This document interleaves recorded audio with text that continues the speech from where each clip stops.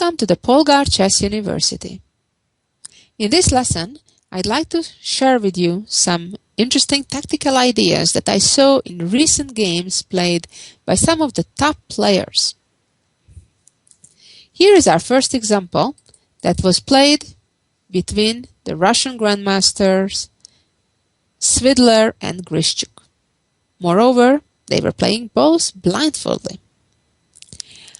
This is a typical position that we can tell arose from the Slav Defense, which is perhaps one of the most popular responses nowadays to White's queen-pawn start.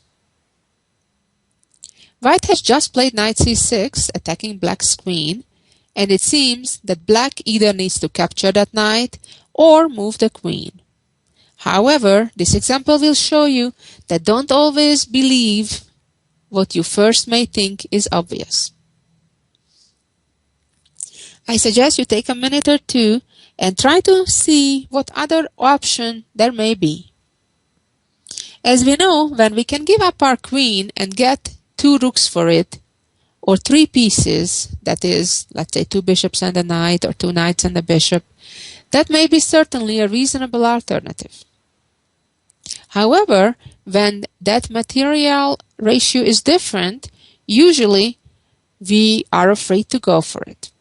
Well, in this case, Black needed to see some fine moves a bit deeper in the variation. Well, let's see how things work out. Try to follow at first this variation without moving the pieces further. So let's imagine Black sacrifices the queen and captures White's bishop on b5. White then plays knight takes d8, capturing the queen.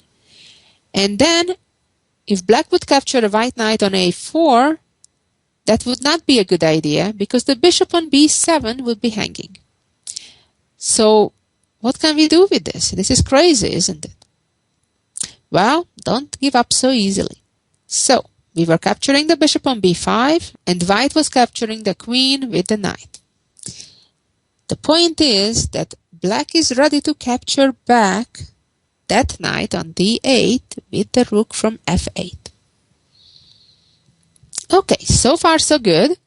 We got a bishop, we got a knight, and we're still attacking the knight on a4. And the knight has no moves. Anywhere it moves, it will be captured. But wait a minute. Can't White capture then the pawn on b5, that very pawn that was attacking our knight? Yes, that's very true. And I would suspect that most club players would stop their calculation at that point and move on and move their queen or capture the knight on c6. And this is where grandmasters outsmart the amateur players typically. They calculate further. They have that intuition when to search for some deeper tactics. You may wonder, but how do I develop that? How do I get there? Well, practice, practice, practice. And that is why I always recommend that the most important part of chess development is to constantly improve your tactical skills. Solve chess puzzles based on your level. If you're not ready for 5-10 move combinations, well, start out with 2 or 3 move ones and make it one step at a time. Well, let's move some pieces on the board. Black captured the bishop, as I mentioned, and White captured the queen. And here, Black captured back on rook fd8. And White captured indeed the pawn on b5. Well, it's still not that difficult to see that Black has the opportunity to play bishop to a6. However, this is still not quite the full story. I bet White may have still seen this and expect that after the queen moves away to c6, now Black's attack runs out because after bishop takes the rook on f1, the king would just capture back. And if we do the material count, we'll see that White has an extra queen and an extra pawn. That combined is 10 extra points versus Black having an extra rook and an extra knight equaling only to 8 points. So that means White is still 2 points up on the material scale. And here comes the interesting part. We can notice that the white queen is in a very suspicious position, and if black would have the opportunity to move either rook to the c file and attack the queen, that queen would be almost trapped. But as we know, almost doesn't count, not when you want to win the lottery or not on the chessboard. So if you play rook a to c8, obviously the rook is leaving the protection of the bishop on a6. Or if you would try to move the other rook from d8 to c8, then the knight on d7 would be falling. So what to do? And this is a real hard move to see, especially when you're playing blindfolded. Forget it. It's hard to see even if you're at the board, where you need to see this from the distance of 4 moves ago before you would give up the queen.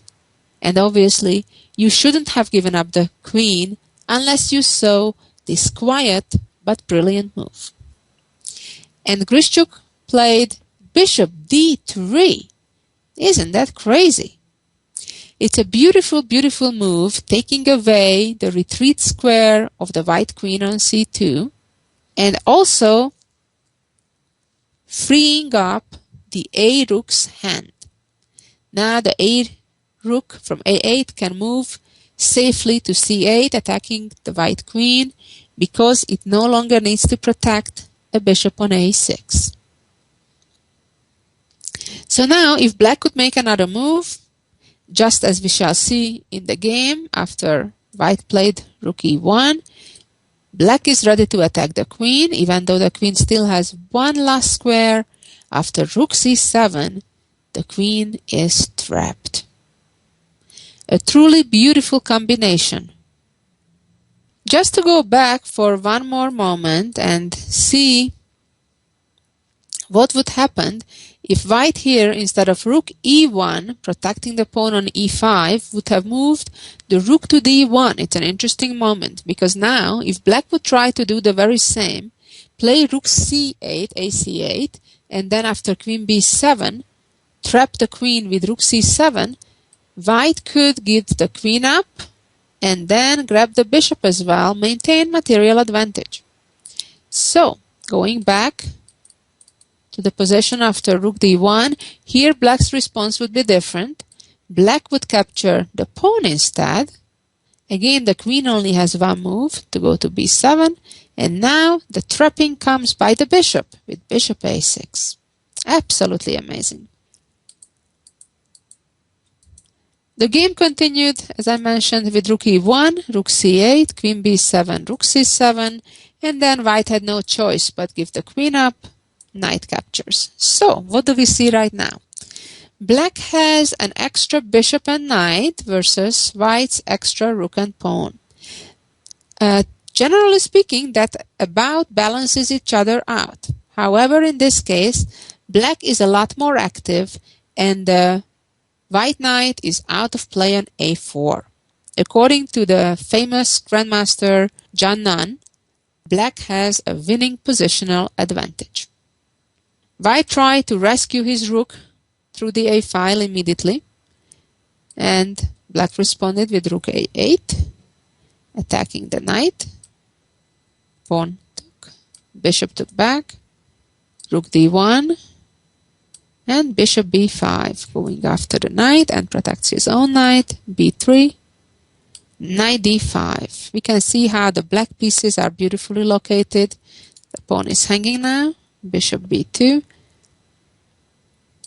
black played rook b8, and finally brought the king about. g3, preventing knight f4, and g5, opening up the road for the king to come to attack that e5 pawn another time. And white made a blunder by playing rook c1, trapping his own rook after bishop e2. A brilliant combination, even though it didn't result with an immediate material gain. However, it resulted with a significant positional gain that eventually led for a win for Grischuk. Congratulations. Well played game. Let's see another example from the same tournament that was played by Ivanchuk versus Gelfand. An awkward-looking position where the white king is in the middle of the board. White has plenty of double pawns, yet at the same time white also has an attack going quite heavily on the king's side. However, it seems that black has things under control, with the knight being on g4, blocking off the g file where white has his rook, and in the meantime also the white bishop on e3 is in a pin, and it's not quite obvious how white can make any serious progress to win this game. I suggest you take a few minutes and try to figure out Ivanchuk's brilliancy that he found. And here white needs to see some very beautiful tactics. Here is how it started. Rook takes knight. Wow, what is that about? Bishop just takes back, creates a new pin. Well, now comes the second brilliant move. Knight g5. Look at that. Gives the queen up. Reminds me of one of those legal mates. Now, of course, if bishop takes queen, then h7, followed by a brilliant knight checkmate. Naturally, Gelfand didn't fall for that, or at least not at this point, although I bet he didn't see the rook g4 coming. So at this point, Gelfand retreated the bishop to e6, protecting the f7 pawn, avoiding the checkmate we saw before. And now white has the time to simply improve his position by positioning the dark squared bishop on d4. Of course, it has an immediate serious threat. For example, if black ignores what white is doing and grabs the pawn, white is ready to sack the queen again, removing the guard of the f7 square, followed by the two-move checkmate we have already seen. Let's go back. If black would want to move his bishop away so it will not be captured and create a discovered attack, attacking the queen by the rook as well as the rook in the corner by the bishop, then amazingly the queen will move to f3. What a brilliant move. Threatening actually to now capture queen f7 followed by the usual checkmate. If the response is f6, then again queen takes bishop and checkmate into. Or if the queen moves to a2, put further protection on the f7 square, then the simple queen f5 puts black in front of unsolvable problems. Let's go back again to the beginning. So, rook takes, bishop takes, the brilliant knight g5 comes. Bishop retreated to e6 and came bishop d4. Black continued by immediately playing queen a2, protecting not only the bishop, but indirectly also the f7 square. Here, it would be a big blunder to capture the bishop, because in addition to capturing back with the rook or the pawn, which would lose, black can also capture back with the queen and save the game. In fact, reach a winning position. So white further improved his position by putting the rook to g1. For example, if black would play now bishop d7, white would continue with queen f3, again threatening with h7 followed by knight takes pawn, rook e7 trying to defend against that, bishop h7 check, king h8, and here comes bishop takes, pawn takes, opening up the position further against black's king, double check, king takes, and the black king is completely helpless against the upcoming checkmate. Let's go back to the game where black responded by playing c5, attacking the bishop. Unfortunately, a very similar answer comes as we saw, bishop h7 check, followed by pawn takes, bishop takes, and now another combination, knight f7. If king takes bishop, then rook g7, checkmate right away. On the other hand, after bishop takes, bishop g7, king takes. And now check, forcing the king to the discovery. And then after queen d6, black cannot avoid the upcoming checkmate. Beautiful game by Ivanchuk. Let's see our next example, which was played in the European Championship earlier this year in 2010 between Krasenkov and Jobava. In this position, it was white's turn, and obviously the queen is under attack, but white seems to have a pretty decent position. While there is material balance, the white rooks are very well positioned and are both attacking the knight on d5. And if our queen moved away and then that knight would try to move away, white would be ready to fork with rook d8 check. The question is where to move the queen. And I suggest you take a few minutes and try to come to a conclusion on your own before you listen to the correct answer. The correct answer is to move the queen to f1. And then black has difficulties. Well, that's okay, but what's wrong with moving the queen to the more natural square to g2? Now, not only that white moved the queen away, it attacks the knight a third time. Moreover, it pins the knight. So what can be wrong with this? Well, if the knight would move away, certainly nothing. However, black has an unexpected and brilliant tactical opportunity. Can you see what that is? Well, black can move the bishop to d4. Well, I understand he can, but can't white just capture that? Well, let's see how things work out. First of all, if white would capture the knight on d5 instead, then black would have a killer discovery. First of all, the checkmate threat is coming right now, so therefore rook takes knight is out of question. On the other hand, if queen takes, even though it's a check, black would simply trade queens first, following it up by a double check, rook e1, and then capturing the rook and protecting the bishop at the same time. Note that it would be a blunder to try to accomplish the same with a rook d3 check, because then white would capture the bishop and maintain an extra rook. Okay, so let's go back. Queen g2 comes the brilliant bishop d4, and what if white captures? Well, then the answer is simple. Rook e1 check. Well, if queen blocks, first of all, black can just capture and then jump away with the knight with a check. But even better, the brilliant knight e3, which happened in a game that forced white to resign.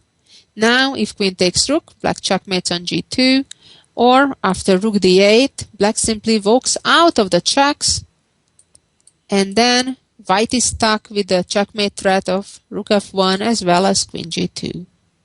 Beautiful. Okay, one last time. After queen g2, bishop d4, rook takes d4, rook e1 check. What about simply king f2? Well, here comes a trick. Rook e2, forcing the king into the forking situation, and then queen takes queen gives black again a winning advantage. Well, never say over until it's over. Always watch out, not only for your own attack, but also your opponent's opportunities. Let's move on. And here we go.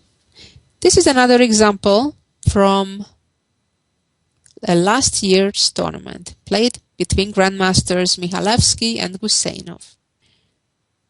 Right now we have material balance, and it seems that things are okay. Black is a little bit on a defense, but should be holdable. However, there is an unexpected tactical opportunity that white can take advantage of. Namely the fact that black has the king and the rook on the same diagonal, and there is a potential of this bishop appearing on c4. Well, that was quite a bit of a hint. So here is the answer. Knight takes, pawn takes, and white is ready to advance with d6, opening up that same diagonal so that bishop can appear on c4 with a check. Bishop took, and check arrived. And now a bit better was moving the king to g7, when white would give the bishop up on f6 first to get a pawn, and then capture the rook with a winning endgame. Black chose an even inferior move, moving the king to f8, trying to avoid that opportunity, so the bishop now cannot capture the pawn on f6 with a check. But now the problem was worse, because the bishop made a simple runaway move to e3, threatening all of a sudden an unexpected checkmate on h6. So now the choice is even worse for black: lose the rook or get checkmated. Tactics, tactics, tactics. As I keep saying, the most important part of the game. If you want to improve, solve a lot of tactics, so you have a larger library of patterns that you can recognize in your own game. And finally, let's see the jewel of the week. Here we go. In this position, white has two passed pawns, but it seems that both back pieces, the rook and the king, are close enough to catch them right on time. Well, in reality, that is not the case. Take your time, try to figure out what the correct answer is, and then come back and enjoy the solution. And here it is. c7, king b7. Things seem to be under control. Knight e7, rook c4, still catching it right on time. If pawn promotes right now, rook takes, knight takes, even though white is keeping both the knight and the pawn, it's a theoretical draw. White cannot make progress with this positioning of the white knight or pawn, regardless where the white king is. So going back to this position, the correct answer surprisingly is to promote the a-pawn. And then of course not to promote the c-pawn immediately, which after rook takes queen would be an immediate draw, but disconnect the rook from the c8 square. The knight also sneakily guards the d4 square, and if the king comes by to protect, then all of a sudden a fork is around. A beautiful composition by Progress. Thank you for listening, and keep working on your tactics. So long until next time. Bye-bye.